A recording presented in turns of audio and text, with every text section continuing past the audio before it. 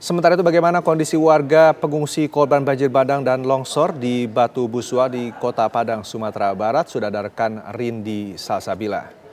Selamat siang Rindi, bagaimana kondisi warga di sana, apa saja yang saat ini sangat dibutuhkan oleh mereka?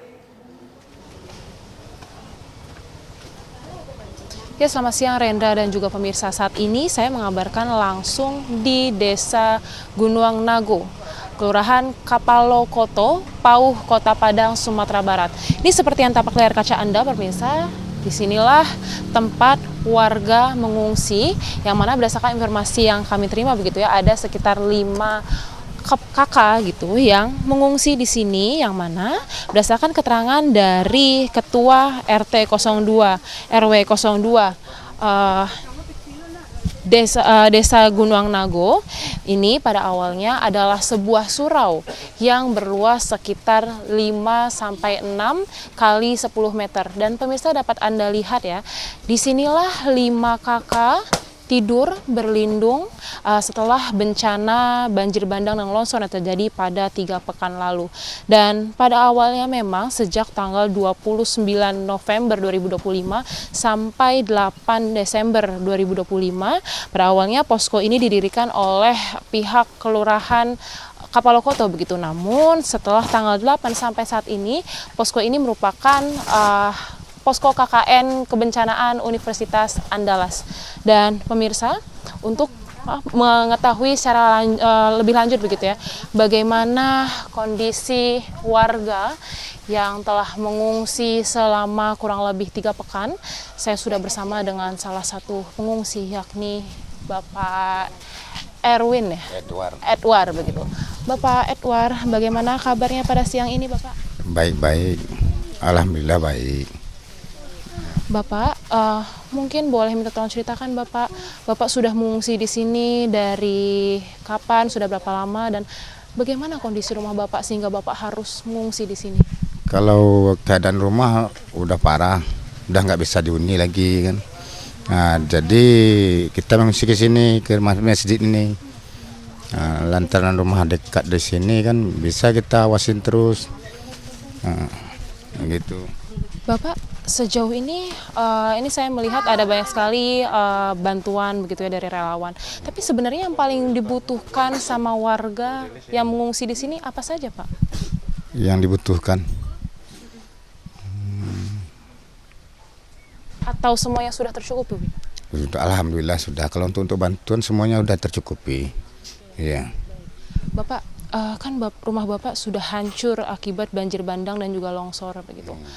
Harapan Bapak untuk pemerintah terkait hunian atau rumah Bapak bagaimana Pak?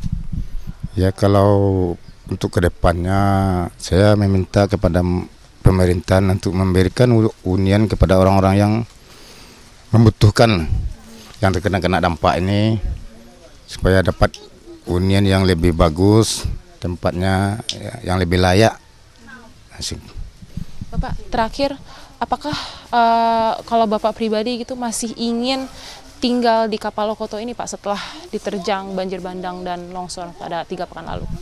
Kalau sebenarnya kalau masalahnya nanti kalau masalah aman mau tinggal di sini. Nah, kalau ada tingkat keamanannya lebih besar kan bisa boleh tinggal lagi di sini.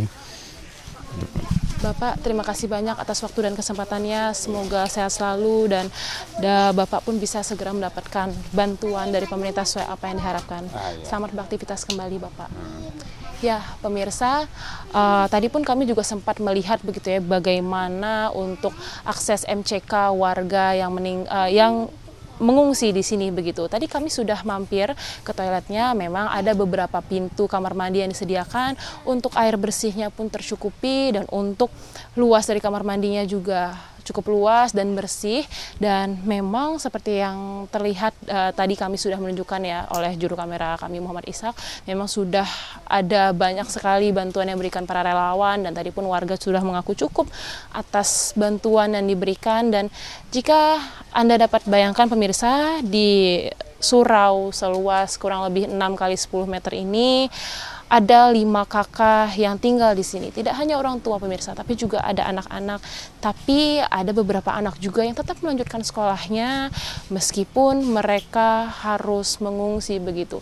Dan disinilah pemirsa anak-anak tidur, beristirahat, bermain sambil berharap bahwa rumah mereka akan bisa kembali dan bisa bermain dengan nyaman dan aman. Dan memang untuk peristiwa ini cukup membuat trauma bagi warga karena sesungguhnya Kapalokoto ini bukanlah daerah yang rawan banjir ataupun longsor, namun warga mendadak harus kehilangan rumahnya akibat banjir bandang dan longsor yang terjadi pada 3 minggu lalu, sehingga ini memang memicu trauma bagi warga. Dan kita pun sama-sama berharap begitu bersama warga agar pemerintah segera menyiapkan hunian sementara bagi warga Kapalokoto ini. Sementara demikian laporan dari kami, Rendra. Kembali ke studio. Baik, Rindi Sasabila melaporkan langsung dari Padang, Sumatera Barat.